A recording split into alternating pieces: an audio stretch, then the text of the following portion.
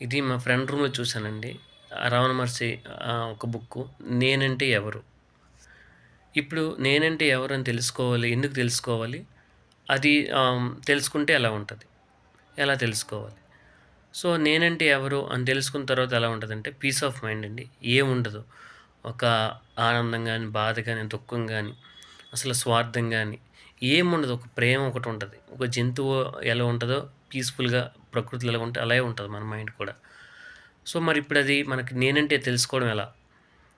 First మనం మత గ్రంథాలు గాని, ఫిలాసఫీ బుక్కులు గాని, పెద్ద పెద్ద వ్యక్తులు గాని, గురువుల దగ్గర ఎవ్వరి దగ్గరికి ఎక్కడికి వెళ్ళినా మీకు నేనంటే తెలీదండి.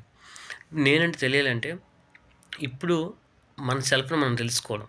అంటే ప్రతి క్షణం, ప్రతిరోజు అసలు నేను ఎలా ఫీల్ అవుతున్నాను? నాకెంత బాధ కలుగుతుంది? లేదా ఎంత దుఃఖం కలుగుతుంది? అనేది లేదంటే నాకు ఒక వ్యక్తిని చూస్తే కోపమొస్తుంది. ఒక వ్యక్తిని చూస్తే ఆనందం కలుగుతుంది. అనే ప్రతీదీ మనం చూడడం వల్ల మీకు జీవితం అంటే ఏంటి క్లియర్‌గా నేనంటే ఏంటి అర్థమైపోద్ది. అర్థమైపోయిన నుంచి అసల మీరు వండర్‌ఫుల్ అద్భుతాలు చూడొచ్చండి. లైఫ్ అంటే ఏంటి? ఒక వ్యక్తిని ఎలా ప్రేమించాలి? అసలు మనం ఎలా బతకాలి? సో, ఏం చెయ్యాలి?